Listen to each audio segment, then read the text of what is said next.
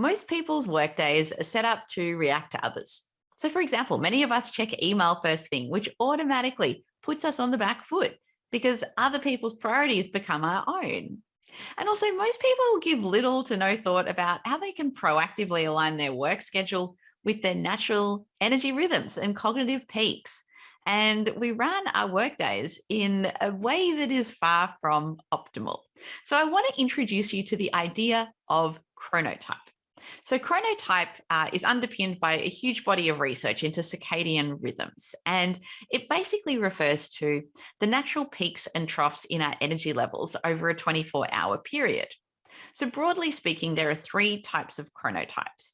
There are larks, who are stereotypical morning people. They do their best work first thing in the morning, like, between sort of 7 to 10 a.m. And these are the kind of people that bounce out of bed at, 5 or 6 a.m. in the morning. And they're deeply irritating to another type of chronotype, which are owls. So owls represent about 20% of the population, whereas larks represent about 16 to 17%. And owls peak at night. That's when they have the peak energy. So they do their best work in the evening or sometimes well into the wee hours of the morning. Now, everyone else runs on the schedule of a lark, just delayed by a couple of hours. And we call these chronotypes middle birds. So middle birds do their best work between about 9 to 12 in the morning. Now, all chronotypes have what psychologists call a post-lunch dip. So in the couple of hours after lunch, so between about 1 to 3 in the afternoon, no one's brains are really at their peak.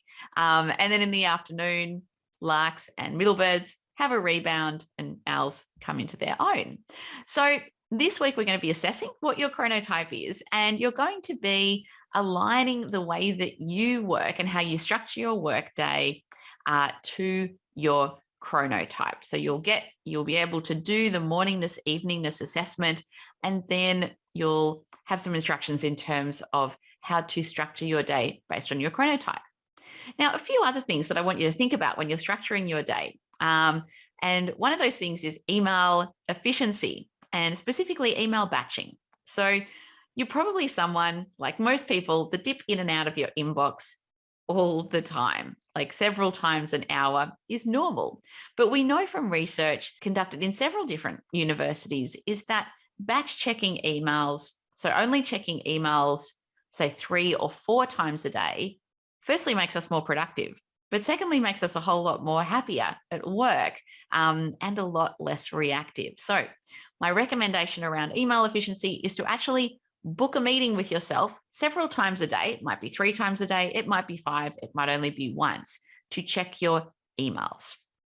And that way, hopefully, you'll stay off emails for the rest of the day. Now, the next thing that I want you to try when you're thinking about structuring your day is looking at meeting scheduling. So a lot of us just have meetings willy-nilly throughout the day at random times. But what you might have experienced, and this was actually proven through some research from the University of Michigan, is that when we're working in the lead up to a meeting, let's just say we've got a meeting coming up in our diary in an hour, our productivity is actually reduced by about 20%. It's because we've got this meeting coming up, and we think to ourselves, what should I work on? I don't really want to get stuck into something big because I'm going to be interrupted by this meeting. And so you kind of faff around and do shallow work and kind of waste your time a little bit. So what I'd love you to try doing in the next few weeks is to try batch scheduling your meetings. So try to have a certain time in the day, which might be the afternoons, for example, maybe from 1 to 5, where you batch all your meetings together. And by doing so, you'll be far more productive. And finally, in terms of meeting effectiveness, try to firstly keep your meetings short, sharp, and outcome focused. And one way to do that I really love is through using a little strategy called PAYO, which stands for Purpose, Agenda, and Outcomes. So don't book in a meeting or accept a meeting unless there is a PAYO. Someone specifying, or you specifying, what is the purpose of the meeting, what is the agenda, and what is the outcomes that we're trying to achieve. And by having that barrier in the way to setting a meeting, you'll probably find that far less meetings happen because there's a barrier to actually booking a meeting, but your meetings that you do have will be far more effective. And finally, apply Parkinson's law to meetings. Try that in the next week or two.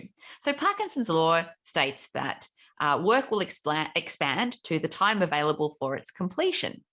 So this is true of meetings. If you book in 30 or 60 minutes for a meeting, chances are the meeting will take up that whole time.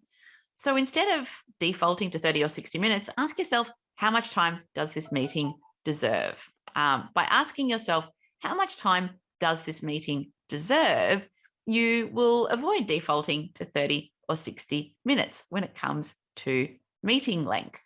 That is it for the module on structuring your day more effectively.